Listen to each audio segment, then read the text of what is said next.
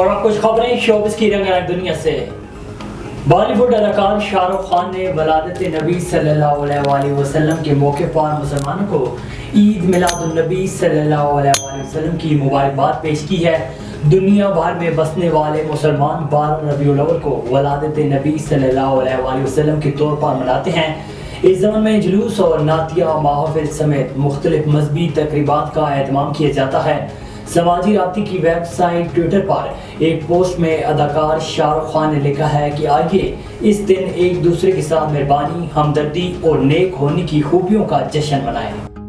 ہالی ووڈ اداکارہ اور فلم ساز انجلینا جولی نے اداکار براڈ پٹ سے طلاق کے بعد زندگی میں پیش آنے والی مشکلات کھل کر بتا دی۔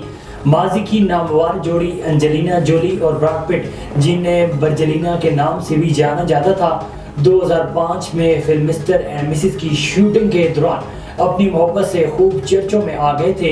ایک انٹرویو میں اداکارہ نے براڈ پٹ سے طلاق کے بعد پہلی بار بات کرتے ہوئے بتایا کہ میں قسمت کے بارے میں نہیں جانتی، لیکن اتنا ضرور کہہ سکتی ہوں کہ میں اب واپس خود کو حاصل کر رہی ہوں کیونکہ میں خود کو کھو چکی تھی۔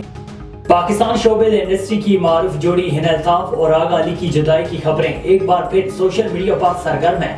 ان خبروں نے اس وقت سوشل میڈیا پر تہلکہ مچایا جب صحافی نے نشاندہی کی کہ دونوں نے ایک دوسرے کو انسٹاگرام سے انفالو کر دیا ہے۔